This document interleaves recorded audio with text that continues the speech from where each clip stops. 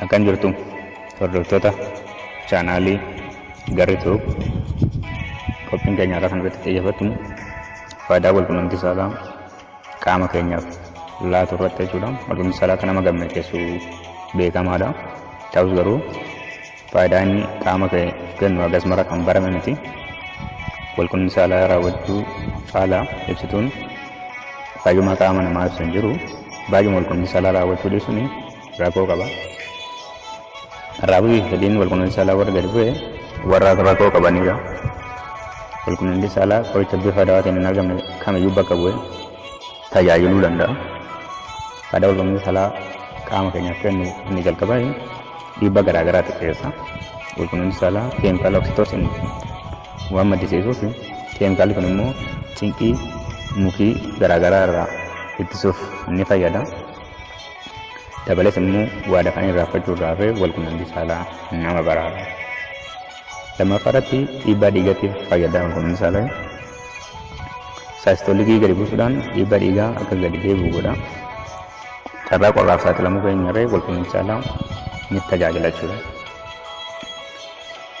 Sadaffaarratti faayidaan walqunnamtii saalaa qaama keenyaaf qabu dhukkubbiidha xiqqeessa.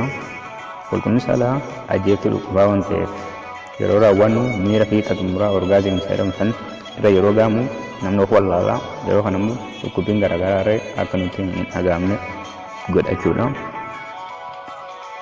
Arfaffaarratti dhukkuboota birootiif walqunnamtii saalaa ni tajaajila jedha.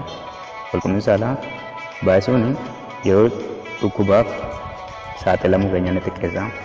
Qaamni keenya kan akka baakteeriyaa, vaayirasii fi jarmoota garaagaraa akka ofirraa ittisnu walqunnamtii saalaa faayidaa hedduu qaba jechuudha. Shanaffaaratti walqunnamtii saalaa jaalalaaf tajaajila jedha. Kana jechuun jaalalleewwan lamaan warra walqunnamtii saalaa raawwatan warra hin raawwanne caalaa hedduu wal caalatu jechuudha. Warri walqunnamtii saalaa godhan jaalalleewwan lamaan yoo hunda walqunnamtii saalaa godhan gidduu isaaniitti hariiroo cimaatu jira jechuudha. Kabajaa fi jaalalli isaan walii qaban guddachaa deema jechuudha.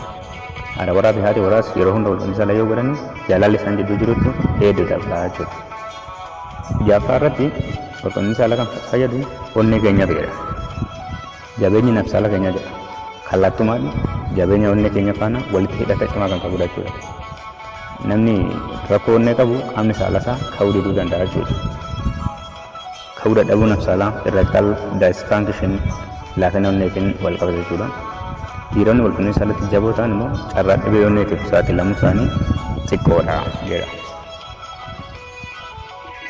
Torbaffaarratti walqunnamtii saalaa carraa kaanserii irree nurraa hir'isuu ni qaba jechuudha.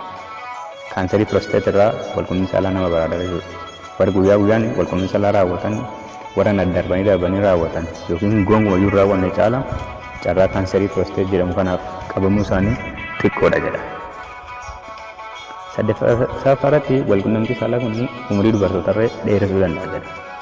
Yeroo qunnamtii saalaa keemikaalli ispermaadaayin jedhamu waan madduu jedha.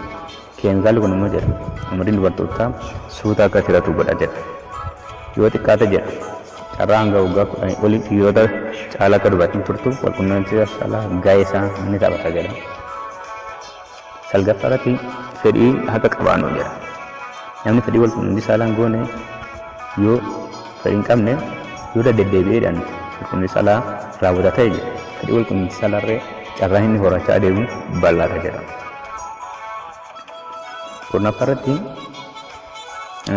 Kurnaffaarratti sochii qaamatiif tajaajila jedha. Poosishinii garaagaraa fayyadamanii kallattii adda addaatiin walqunnamtii saalaa raawwachuun